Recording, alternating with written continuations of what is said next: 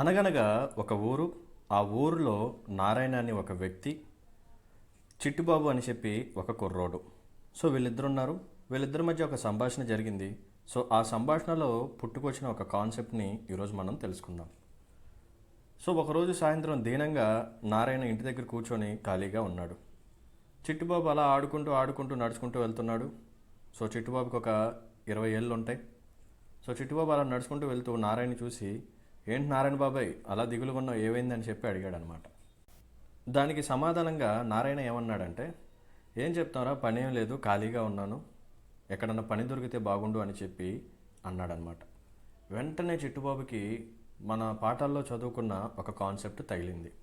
So ఆ concept ఏంటంటే MNREGA, Mahatma Gandhi national rural employment guarantee act. So వెంటనే చిట్టుబాబు ఏమన్నాడంటే, ఏంటి పని దొరకట్లేదా, ఖాళీగా ఉన్నావా, అదేంటి మన విలేజ్లో మన్రేగా స్కీమ్ కింద ప్రతి ఒక్కరికి 100 డేస్ ఎంప్లాయ్మెంట్ ఇస్తారే ఒక ఫినాన్షియల్ ఇయర్లో, నువ్వు అప్లై చేసుకోలేదంటే నారాయణ అన్నాడు, అప్లై చేసుకోవాలా, నాకేం తెలియదురా అబ్బాయి అన్నాడు. సో చిట్టుబాబు వెంటనే నారాయణని బండి మీద ఎక్కించుకొని పంచాయతీ ఆఫీస్కి తీసుకెళ్ళాడు. సో తీసుకెళ్లే దారిలో మన చిట్టుబాబు నారాయణకి ఈ మన్రేగా స్కీమ్ గురించి మొత్తం ఎక్స్ప్లెయిన్ చేయడం స్టార్ట్ చేశాడు. సో చిట్టుబాబు నారాయణకి ఏం చెప్పాడో మనం తెలుసుకోబోయే ముందు, సో నా సైడ్ నుంచి ఒక రిక్వెస్ట్ ఏంటంటే, ఇటువంటి క్వాలిటీ కంటెంట్ని మీకు ప్రొవైడ్ చేయడం కోసం ఫ్యాకల్టీ సైడ్ నుంచి కానీ టెక్నికల్ టీమ్ సైడ్ నుంచి కానీ చాలా ఎఫర్ట్స్ అయితే ఉంటాయి. సో మీ సైడ్ నుంచి కావాల్సిన ఒక స్మాల్ ఫేవర్ ఏంటంటే, మీకు కానీ నా యొక్క ఎక్స్ప్లెనేషన్ కానీ నచ్చినట్టయితే please hit the like button and మీ యొక్క వాల్యుబుల్ కామెంట్ని మెన్షన్ చేయండి. ఇంకా ఎవరైనా సరే మన ఛానల్ని సబ్స్క్రైబ్ చేసుకునే వాళ్ళు ఉంటే ప్లీజ్ డూ సబ్స్క్రైబ్. ఓకేనా? So without any delay let start our session. Welcome to సారం సంపత్ర education. This is Venkat. So ఈరోజు మనం డిస్కస్ చేయబోయే important topic MNREGA.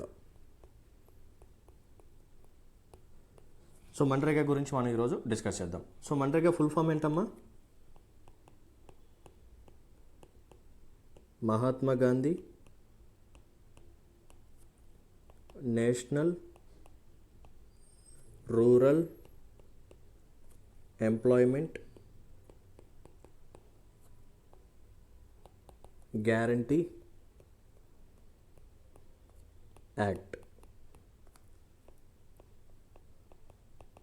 Mahatma Gandhi national rural employment guarantee act, ఇది దీని తాలూకా ఫుల్ ఫామ్ అనమాట.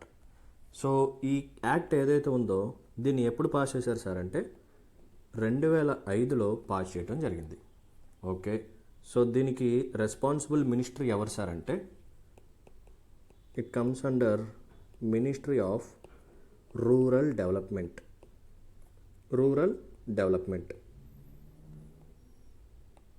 Right.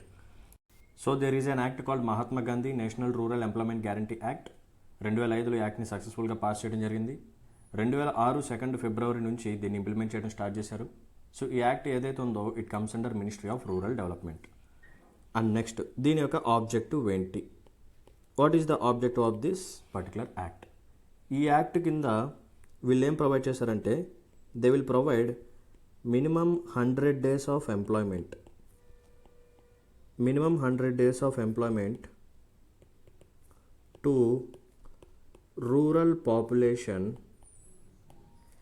in one financial year. ఒక ఫినాన్షియల్ ఇయర్లో, ఓకేనా, ఒక ఫినాన్షియల్ ఇయర్లో రూరల్ ఏరియాస్లో ఉన్న రూరల్ పాపులేషన్కి మినిమం 100 డేస్ ఆఫ్ ఎంప్లాయ్మెంట్ని ప్రొవైడ్ చేయాలి. సార్ ఫినాన్షియల్ ఇయర్ అంటే ఏంటి sir? So it starts from April 1st and ends with March 31st. So normal calendar year వేరు, ఫినాన్షియల్ ఇయర్ వేరు. సో మనకి ఫినాన్షియల్ ఇయర్ ఎప్పుడు స్టార్ట్ అవుతుంది? April 1st స్టార్ట్ అవుతుంది, March 31st వరకు ఉంటుంది. సో ఒక ఫినాన్షియల్ ఇయర్లో మినిమం 100 డేస్ ఎంప్లాయ్మెంట్ అనేది ప్రొవైడ్ చేస్తుంది అనమాట ఈ act. So this is the main objective. So దీని ద్వారా ఏం జరుగుతుందంటే, మనం సోర్స్ ఆఫ్ లైవ్లీహుడ్ని ప్రొవైడ్ చేయొచ్చు. Source of livelihood. సో ఇప్పుడు ఖచ్చితంగా వేజెస్ అనేది వస్తాయి. సో ఎంప్లాయ్మెంట్ వస్తుంది కాబట్టి వేజెస్ వస్తాయి. సో ఖచ్చితంగా వీళ్ళకి లైవ్లీహుడ్ ఆపర్చునిటీస్ అనేది దొరుకుతుంది. సో పవర్టీని మనం రెడ్యూస్ చేయొచ్చు, లేకపోతే హంగర్ని మనం రెడ్యూస్ చేయొచ్చు, హంగర్ రిలేటెడ్ డెత్స్ని మనం రెడ్యూస్ చేయొచ్చు. సో ఇలా ఈ మన్రేగా ఏదైతే ఉందో, మన్రేగా యాక్ట్ ఏదైతే ఉందో, సో దీని ద్వారా కొన్ని సస్టైనబుల్ డెవలప్మెంట్ గోల్స్ కూడా సక్సెస్ఫుల్గా ఇంప్లిమెంటేషన్ అవుతూ ఉన్నాయి. సో ఇండైరెక్ట్లీ మన్రేగా ద్వారా మనం సస్టైనబుల్ డెవలప్మెంట్ గోల్స్ని రీచ్ అవుతున్నాం అనమాట. సో ఆ సస్టైనబుల్ డెవలప్మెంట్ గోల్స్ ఏంటో కూడా ఒకసారి మనం చూసేద్దాం. సో ఎప్పుడన్నా సరే మీకు మెయిన్స్లో కూడా సస్టైనబుల్ డెవలప్మెంట్ గోల్స్కి మన్రేగా స్కీమ్కి లింక్ చేసి క్వశ్చన్ వస్తే సో ఇవన్నీ మీకు గుర్తుండి రాస్తే చాలా మంచి మార్క్స్ అయితే పడతాయి. Right. So first sustainable development goal ఏంటంటే పావర్టీ. సో ఈ మన్రేగా స్కీమ్ని మనం ఇంప్లిమెంట్ చేయడం ద్వారా అందరికి ఎంప్లాయ్మెంట్ వస్తుంది. సో వేజెస్ వస్తాయి కాబట్టి ఆటోమేటిక్గా మనం పావర్టీని ట్యాకిల్ చేయొచ్చు. Next second sustainable development goal వచ్చేసరికి జీరో హంగర్. సో ఆకలి ద్వారా చావులు. ఇక్కడ హంగర్ అంటే కేవలం ఫుడ్ని తినటం మాత్రమే కాదు. సో బాడీకి హంగర్ ఏంటంటే కావాల్సిన ఎసెన్షియల్ న్యూట్రియంట్స్, కావాల్సిన ఎసెన్షియల్ ప్రోటీన్స్, మైక్రో న్యూట్రియంట్స్ కానీ మ్యాక్రో న్యూట్రియంట్స్ కానీ ఇవన్నీ ప్రొవైడ్ చేస్తేనే మనం హంగర్ని తీర్చినట్టు అనమాట. కేవలం ఫుడ్ అవైలబుల్గా ఉండి ఫుడ్ని తింటే హంగర్ అనేది సాటిస్ఫై అవ్వదు. ఓకేనా? రైస్ తింటే హంగర్ తగ్గిపోయినట్టు కాదు. So we have to provide them required amount of proteins, carbohydrates, multivitamins and minerals etcetera etcetera. So ఇవన్నీ మనం ప్రొవైడ్ చేస్తేనే హంగర్ని మనం ట్యాకిల్ చేసినట్టు. సో మన్రేగా స్కీమ్ ద్వారా మనం హంగర్ని కూడా అడ్రస్ చేయొచ్చు అనమాట, zero hunger. Next third sustainable development goal వచ్చేసరికి good health and well being. So health అనేది కూడా చాలా important. Good health and well being. So వీళ్ళకి ఒక డీసెంట్ అమౌంట్ ఆఫ్ వేజెస్ రావడం ద్వారా వీళ్ళు హెల్త్ మీద ఇన్వెస్ట్మెంట్ చేసుకుంటూ ఉంటారు. ఇంకొకటి ఈ మన్రేగా స్కీమ్లో ఏం చేస్తాం? సో వర్క్ అనేది వాళ్ళకి ప్రొవైడ్ చేస్తుంటాం. సో వర్క్ వాళ్ళకి ప్రొవైడ్ చేయడం అంటే ఏంటి? ఎటువంటి వర్క్ని మనం ప్రొవైడ్ చేస్తూ ఉంటాం? సో విలేజ్ ఏరియాలో చిన్న చిన్న డెవలప్మెంటల్ యాక్టివిటీస్ చేయడం, లేకపోతే వాటర్ హార్వెస్టింగ్ స్ట్రక్చర్స్ని డెవలప్ చేస్తూ ఉండటం. ఓకేనా? ప్రాపర్ శానిటేషన్ ఫెసిలిటీస్ ప్రొవైడ్ చేస్తూ ఉండడం. సో ఇలా శానిటేషన్ ఫెసిలిటీస్ ప్రొవైడ్ చేయడం ద్వారా, క్లీన్ డ్రింకింగ్ వాటర్ ప్రొవైడ్ చేయడం ద్వారా సో హెల్త్ అనేది బెటర్ అవుతూ ఉంటుంది. సో ఒక విలేజ్ ఉంది, ఆ విలేజ్కి సరైన డ్రింకింగ్ వాటర్ లేదు, సరైన శానిటేషన్ ఫెసిలిటీస్ లేవు, లేకపోతే ఆ విలేజ్ చివరిలో ఒక వేస్ట్ డిస్పోజల్ డంపింగ్ ఏరియా ఉంది. సో మన్రేగా స్కీమ్ ద్వారా ఆ రూరల్ ఏరియాస్లో ఉన్న పీపుల్కి నువ్వు ఎంప్లాయ్మెంట్ని ప్రొవైడ్ చేసి ఆ డంపింగ్ ఏరియాని నువ్వు క్లీన్ చేయించు, లేకపోతే clean drinking water facilities provide చేయించు, ప్రాపర్ శానిటేషన్ డెవలప్మెంట్ చేయించు. సో ఇలా డెవలప్మెంట్ నువ్వు చేయించడం ద్వారా వాళ్ళకి హెల్త్ అండ్ వెల్బీయింగ్ని నువ్వు కాపాడుతున్నావు. సైడ్ బై సైడ్ వాళ్ళకి ఎంప్లాయ్మెంట్ వస్తుంది అండ్ సక్సెస్ఫుల్గా సస్టైనబుల్ డెవలప్మెంట్ గోల్ని రీచ్ అవుతున్నావు. అండ్ మన్రేగా స్కీమ్ని కూడా మనం సక్సెస్ఫుల్గా ఇంప్లిమెంట్ చేస్తున్నట్టు అనమాట. So this is sustainable development goal 3. Next SDG 4 quality education. So education కూడా ఇంపార్టెంటే. సో మన్రేగా స్కీమ్ ద్వారా నువ్వు విలేజ్లో ఈ గవర్నమెంట్ స్కూల్స్ని డెవలప్ చేయించడం కానీ, ఎడ్యుకేషన్ ఫెసిలిటీస్ ఎక్కువగా ప్రొవైడ్ చేయించడం. సో వీళ్ళకి వేజెస్ వస్తే వాళ్ళ పిల్లల్ని అందరికీ ఎడ్యుకేషన్ ఫెసిలిటీస్ వాళ్ళు ఇప్పుడు ప్రొవైడ్ చేసుకోగలరు. సో దీని ద్వారా ఎడ్యుకేషన్ అనేది ప్రమోట్ అవుతుంది, ఎన్రోల్మెంట్ రేషియో పెరుగుతుంది. ఓకేనా? సో గర్ల్స్ కూడా ఇప్పుడు ఎడ్యుకేషన్ని యాక్సెస్ చేసుకోవచ్చు. చాలా బాగుంటుంది. సో దీన్ని కానీ పర్ఫెక్ట్గా మనం ఇంప్లిమెంట్ చేస్తే చాలా బ్యూటిఫుల్ అవుట్కమ్స్ అయితే మనకి వస్తాయి అన్నమాట. Next one, gender equality.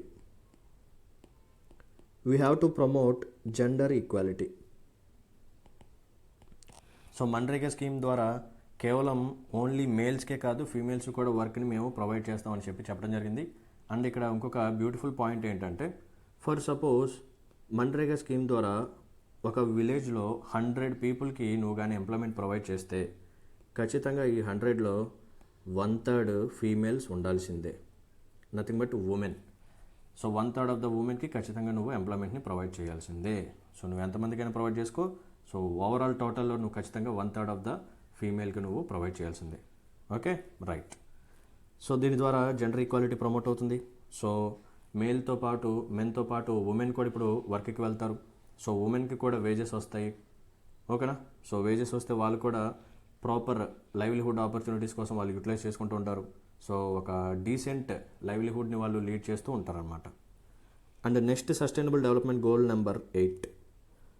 So it talks about decent work and economic growth. So కొన్ని చోట్ల మనం గమనిస్తే ఎక్స్ప్లాయిటేషన్ అనేది జరుగుతూ ఉంటుంది. లేబర్ని ఎక్స్ప్లాయిటేషన్ చేస్తూ ఉంటారు, ముఖ్యంగా ఉమెన్ని. సో ఉమెన్తో ఎక్కువ పని చేయించుకొని వాళ్ళకి తక్కువ వేజెస్ ఇవ్వటం, ఎక్కువ అమౌంట్ ఆఫ్ వర్కింగ్ అవర్స్ వాళ్ళ మీద ప్లేస్ చేయటం. సో ఎక్కువ అవర్స్ వాళ్ళతో పని చేయించుకొని ఇన్ రిటర్న్ వాళ్ళకి తక్కువ వేజెస్ ఇవ్వటం. సో ఉమెన్ కదా, మీరు ఎక్కువ పని చేయలేరులే, మీరు ద్వారా ఎక్కువ ప్రొడక్టివిటీ ఉండదు, అందుకని మెన్కి 500 ఇస్తే మీకు జస్ట్ 300 మాత్రం ఇస్తాం అని చెప్పి జరుగుతుంటుంది. బట్ మన్రేగాలో అలా జరగదు. ఎందుకంటే మన్రేగాలో వేజెస్ ఏవైతే ఉన్నాయో they are protected under minimum wages act 1948. So there is an act called minimum wages act 1948. So ఈ యాక్ట్లో ఏంటంటే అగ్రికల్చర్ లేబర్కి ఎంత డీసెంట్ అమౌంట్ ఆఫ్ వేజెస్ ఇవ్వాలి, minimum wage amount of wage ఇంతకంటే తక్కువ ఇవ్వకూడదు అని చెప్పి చెప్పడం జరిగిందనమాట. సో ఈ వేజెస్ యాక్ట్ని బేస్ చేసుకొని మన్రేగాని కూడా ఇంప్లిమెంట్ చేస్తుంటారు. సో మన్రేగా ద్వారా నువ్వు ఎవరికైతే ఎంప్లాయ్మెంట్ని ప్రొవైడ్ చేస్తావో వాళ్ళకి ఖచ్చితంగా మినిమం వేజెస్ యాక్ట్లో ఎంతైతే మినిమం వేజ్ మెన్షన్ చేసి ఉందో అంతకంటే తక్కువ ఇవ్వడానికి కుదరదు. సో ఇప్పుడు దీని ద్వారా మనం ఏమని చెప్పొచ్చు అంటే we are providing decent work to them. ఓకేనా, ఒక డీసెంట్ అమౌంట్ ఆఫ్ వేజ్ ఇస్తున్నాము. సో వీళ్ళు కానీ ఇలా వర్క్ చేస్తూ ఉంటే సో విలేజ్ అనేది డెవలప్ అవుతుంటుంది. సో స్ట్రీట్ లైట్స్ డెవలప్ చేయించడం, లేకపోతే వాటర్ హార్వెస్టింగ్ స్ట్రక్చర్స్ని డెవలప్ చేయించడం, శానిటేషన్ ఫెసిలిటీస్, లేకపోతే పబ్లిక్ బిల్డింగ్స్ని కన్స్ట్రక్ట్ చేయడం, ఇలా చేస్తుంటే ఓవరాల్గా ఎకానమీ కూడా గ్రో అవుతూ ఉంటుందన్నమాట. Next sustainable development goal number 10. It talks about reduced inequalities.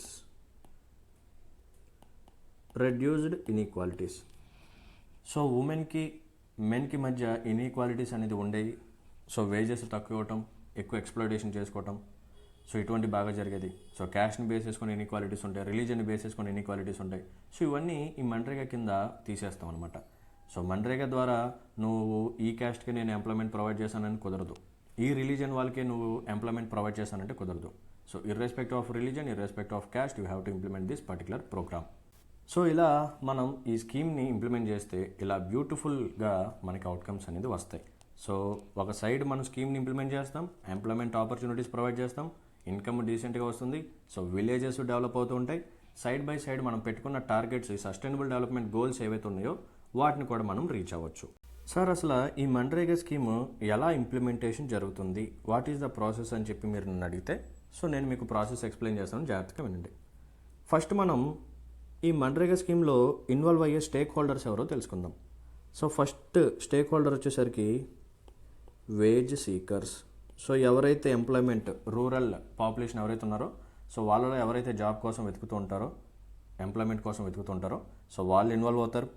So వీళ్ళ తర్వాత పంచాయతీరాజ్ ఇన్స్టిట్యూషన్స్, గ్రామ పంచాయతీ వీళ్ళు, next gram sabha, next state government, respect to state government,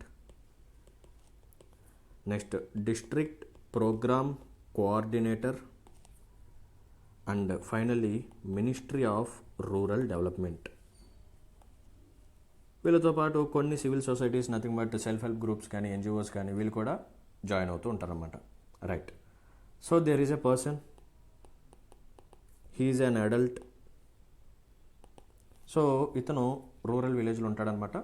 so ఈ comes under rural population. So ఇతనికి జాబ్ కావాలి, సో వేజెస్ అనేది కావాలి. సో ఇతను ఏం చేస్తాడంటే ఇతను గ్రామ పంచాయతీకి వెళ్తాడనమాట. గ్రామ పంచాయతీకి వెళ్ళి అప్లికేషన్ పెట్టుకుంటాడు. సార్ నాకు మన్రేగా స్కీమ్ ద్వారా, ఓకేనా, మన్రేగా స్కీమ్ ద్వారా నాకు నా విలేజ్లో ఎంప్లాయ్మెంట్ని ప్రొవైడ్ చేయండి అని చెప్పి అప్లికేషన్ పెట్టుకోవడం జరుగుతుంది. సో ఇక్కడ ఒక ఆబ్లిగేషన్ ఏంటంటే, మ్యాండేటరీ ఏంటంటే ఖచ్చితంగా ఈ గ్రామ పంచాయతీ వాళ్ళు ఎవరైతే ఉన్నారో సో వాళ్ళు ఖచ్చితంగా ఇతనికి 15 days లోపు ఎంప్లాయ్మెంట్ని ప్రొవైడ్ చేయాలి. సో అతను ఎప్పుడైతే అప్లికేషన్ పెట్టుకుంటాడో అప్పటి నుంచి 15 working days లోపు మనవాడికి ఎంప్లాయ్మెంట్ని ప్రొవైడ్ చేయాలి.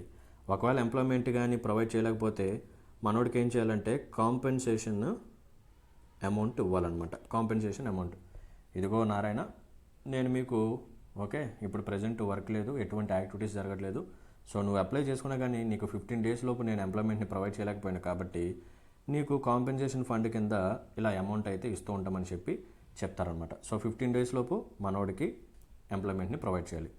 సో ఒకవేళ ఎంప్లాయ్మెంట్ని కానీ ప్రొవైడ్ చేస్తే ఫస్ట్ మనోడికి ఏం ప్రొవైడ్ చేశారంటే జాబ్ కార్డ్ని ప్రొవైడ్ చేశారనమాట. Job card. సో దాంట్లో నారాయణ గురించి డీటెయిల్స్ ఉంటాయి. సో ఎన్ని డేస్ వచ్చాడు, ఎన్ని డేస్ వర్క్ చేశాడు, సో ఎంత అమౌంట్ పడింది, సో ఎంత వేజెస్ మనోడికి ఇస్తూ ఉన్నాము అని చెప్పి అన్ని డీటెయిల్స్ ఈ జాబ్ కార్డులో మెయింటైన్ చేస్తూ ఉంటారు. సో ఇది ప్రాసెస్. Okay, right. సో ఇక్కడ ప్రాబ్లం ఏంటంటే, ఎస్, మన్రేగా స్కీమ్ని మనం ఇంప్లిమెంట్ చేస్తున్నాం, బాగానే ఉంది. అరౌండ్ 708 డిస్ట్రిక్ట్స్ ఇండియా వైడ్గా దీనికి ఎంతకు వచ్చాయి, బాగానే ఉంది. బట్ ఇక్కడ ప్రాబ్లం ఏంటంటే కొన్ని ఛాలెంజెస్ ఉన్నాయి. ఈ మన్రేగాకి కావాల్సిన సఫిషియంట్ ఫండ్స్ అలొకేట్ అవ్వట్లేదు. సో పైనుంచి సెంట్రల్ గవర్నమెంట్ దగ్గర నుంచి, స్టేట్ గవర్నమెంట్స్ దగ్గర నుంచి రావాల్సిన ఫండ్స్ కానీ రాకపోతే ఈ స్కీమ్ని సరిగ్గా ఇంప్లిమెంట్ చేయలేరు. ఎవరు ఇంప్లిమెంట్ చేయలేరు? పంచాయతీ రాజ్ ఇన్స్టిట్యూషన్స్ వాళ్ళు ఇంప్లిమెంట్ చేయలేరు అనమాట. సో ఇలా జరిగితే ఏమవుతుందంటే, there is a delay in giving wages. So వాళ్ళు పనిచేసిన దానికి వేజెస్ ఇవ్వటంలో కూడా డిలే అనేది జరుగుతుందన్నమాట. ఇచ్చేదే కొంచెం తక్కువ అమౌంటే, ఓకే, డీసెంట్ అని అనకూడదు, తక్కువ ఇస్తారు. బట్ ఆ ఇచ్చే తక్కువ కూడా చాలా డిలేగా జరుగుతూ ఉంటాయి అన్నమాట. సో ఈ ఛాలెంజెస్ అన్నిటిని ఓవర్కమ్ చేయాలి. వీటికి కావాల్సిన ఫండ్స్ అనేది సరిగ్గా వాటికే అలొకేట్ చేయాలి. సో పంచాయతీరాజ్ ఇన్స్టిట్యూషన్స్ పర్ఫెక్ట్గా వర్క్ చేయాలన్నమాట. సో మంచి డెవలప్మెంటల్ యాక్టివిటీస్ తీసుకురావాలి విలేజెస్లో. సో దీని ద్వారా చాలా బ్యూటిఫుల్ అవుట్కమ్స్ వస్తూ ఉంటాయి. సస్టైనబుల్ డెవలప్మెంట్ గోల్స్ని కూడా మనం ఇంప్లిమెంట్ చేయొచ్చు, ఓకేనా. అండ్ ఇంకొక పాయింట్ ఏంటంటే, అసలు ఈ స్కీమ్ సరిగ్గా ఇంప్లిమెంటేషన్ జరుగుతుందా లేదా అని చెప్పి కొంతమంది ఆడిటింగ్ చేస్తూ ఉంటారన్నమాట. సో ఎవరు ఆడిటింగ్ చేస్తారంటే, సెంట్రల్ సైడ్ నుంచి ఒకళ్ళు వస్తారు, స్టేట్ గవర్నమెంట్ సైడ్ నుంచి ఒక బాడీ వస్తుంది. సో సెంట్రల్ గవర్నమెంట్ సైడ్ నుంచి వచ్చే బాడీ పేరు central employment guarantee council. Next state side నుంచి వచ్చేవాళ్ళు of course state employment guarantee council. So షార్ట్కట్లో CEGC. So central employment guarantee council, state employment guarantee council. So వీళ్ళు ఏం చేస్తారంటే, they will do auditing. So వీళ్ళు auditing చేస్తారు. So auditing చేసి వీళ్ళు ఏం తయారు చేస్తారు? రిపోర్ట్స్ని తయారు చేస్తారు. They will prepare reports. Sir particular స్టేట్లో మన్రేగా ఇలా ఇంప్లిమెంటేషన్ జరుగుతుంది, పర్టికులర్ డిస్ట్రిక్ట్లో ఇలా జరుగుతుంది అని చెప్పి వీళ్ళు తయారు చేసి సెంట్రల్ గవర్నమెంట్కి ఇస్తారు. ఈ స్టేట్ ఎంప్లాయ్మెంట్ గ్యారంటీ కౌన్సిల్ వాళ్ళు తయారు చేసి స్టేట్ గవర్నమెంట్కి ఇస్తూ ఉంటారు, ఓకేనా. సో రిపోర్ట్స్ తయారు చేసి వీళ్ళు సెంట్రల్ గవర్నమెంట్కి ఇస్తారు, వీళ్ళు స్టేట్ గవర్నమెంట్కి ఇవ్వటం జరుగుతుంది. Okay, right. సో ఇందాక నేను చెప్పాను కదా ఒక ఛాలెంజ్ ఏంటి, పేమెంట్స్ డిలే అవుతున్నాయి, వాళ్ళకి ఇవ్వాల్సిన వేజెస్ డిలే అవుతున్నాయి, ఫండ్స్ సరిగ్గా అలొకేషన్ చేయట్లేదు. సో దీంట్లో కొన్ని ఛాలెంజెస్ని మనం టెక్నాలజీని ఇన్వాల్వ్ చేసి సొల్యూషన్ని ఫైండ్ అవుట్ చేయొచ్చు. టెక్నాలజీని ఇన్వాల్వ్ చేసి సొల్యూషన్ని ఫైండ్ అవుట్ చేయొచ్చు. సో వాటిలో ఒకటి ఏంటంటే, there is an organisation called national informatics centre. National informatics centre NIC, ఓకేనా, right.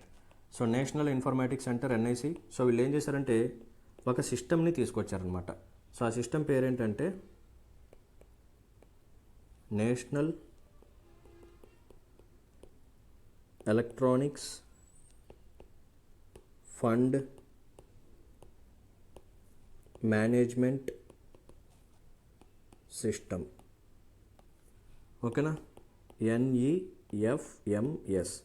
National electronics fund management system అని చెప్పి ఒక సిస్టమ్ని తీసుకురావడం జరిగింది. సో ఈ సిస్టమ్ ద్వారా వీళ్ళు ఏం చేస్తారంటే, సో ఎవరైతే అడల్ట్స్ వచ్చి, ఓకేనా, అడల్ట్స్ వచ్చి వర్క్ చేసి వెళ్తారో, సో మరి వాళ్ళకి వేజెస్ ఇవ్వాలి కదా, సో ఆ వేజెస్ డిలే అవ్వకూడదు కదా. సో ఈ వేజెస్ ఏవైతే ఉన్నాయో వాటిని లెస్ దెన్ 48 అవర్స్ లోపు వాళ్ళ బ్యాంక్ అకౌంట్లో పడేలాగా ఈ సిస్టమ్ వర్క్ చేస్తుంది, ఓకేనా. So there is an organisation called national informatics centre. So వాళ్ళు తీసుకొచ్చిన సిస్టమ్ ఆర్ టెక్నాలజీ పేరు ఏంటంటే national electronics fund management system. So ఈ సిస్టమ్ ద్వారా సో ఎవరైతే జాబ్ హోల్డర్స్, ఈ వర్కర్స్, ఈ లేబర్ ఎవరైతే ఉన్నారో సో వాళ్ళకి 48 అవర్స్ లోపే వేజెస్ పడేలాగా ఈ టెక్నాలజీ వర్క్ చేస్తూ ఉంటుంది, ఓకేనా, రైట్. సో ఇలా మన్రేగాలో ఉన్న ఛాలెంజెస్ని మనం అడ్రస్ చేసి మన్రేగాని కానీ మనం సక్సెస్ఫుల్గా ఇంప్లిమెంట్ చేస్తే విలేజెస్ డెవలప్ అవుతాయి, ఓకేనా. అండ్ దీని ద్వారా మనం ఏం చేయొచ్చు అంటే మైగ్రేషన్ని కూడా మనం రెడ్యూస్ చేయొచ్చు. We can reduce migration. Yes, ఆలోచించండి. సో మన ఓన్ స్టేట్లో, మన ఓన్ ఏరియాలో ఎంప్లాయ్మెంట్ లేకే మనం వేరే స్టేట్కి వెళ్తూ ఉంటాం, వేరే డిస్ట్రిక్ట్కి వెళ్తూ ఉంటాం, లేకపోతే వేరే విలేజ్కి వెళ్తూ ఉంటాం. అదే మన విలేజ్లోని వర్క్ ఉంటే, మన నేటివ్ విలేజ్లోని వర్క్ ఉంటే, సో వేరే స్టేట్కి మనం వెళ్ళం కదా. సో మైగ్రేషన్ తగ్గిపోతుంది కదా. సో మైగ్రేషన్ అనే టాపిక్ నుంచి చాలా negative challenges and negative problems కూడా వస్తుంటాయి. సో మైగ్రేషన్ మనం ఖచ్చితంగా రెడ్యూస్ చేయాలి. సో మైగ్రేషన్ని మనం రెడ్యూస్ చేయాలంటే ఖచ్చితంగా మన్రేగాని సక్సెస్ఫుల్గా ఇంప్లిమెంట్ చేయాలి. సో మనం ఎప్పుడైతే మన్రేగాని సక్సెస్ఫుల్గా ఇంప్లిమెంట్ చేస్తామో సస్టైనబుల్ డెవలప్మెంట్ గోల్స్ మనం రీచ్ అవుతాం. సో పావర్టీని రెడ్యూస్ చేస్తాం. So source decent amount of livelihood opportunities కూడా మనం ప్రొవైడ్ చేయొచ్చు. అండ్ మైగ్రేషన్ కూడా మనం రెడ్యూస్ చేయొచ్చు. సో విలేజెస్ కూడా డెవలప్ అవుతాయి, ఇన్ఫ్రాస్ట్రక్చర్ డెవలప్ అవుతుంది, ఎడ్యుకేషన్ పెరుగుతుంది, చైల్డ్ ఎన్రోల్మెంట్ రేట్ కూడా పెరుగుతుంది, అన్నీ సక్సెస్ఫుల్గా డెవలప్ అవుతూ ఉంటాయి. ఓకేనా, రైట్. సో ఇది మన్రేగా గురించి ఒక జిస్ట్ అనమాట. I hope you like the session. మీకు కానీ నాకు ఎక్స్ప్లెనేషన్ కానీ నచ్చినట్టయితే please hit the like button and మీ యొక్క వాల్యుబుల్ కామెంట్ని మెన్షన్ చేయండి. ఇంకెవరైనా సరే మన ఛానల్ని సబ్స్క్రైబ్ చేసుకునే వాళ్ళు ఉంటే please do subscribe. See you in the next session. Until then take care, bye bye, Jai Hind.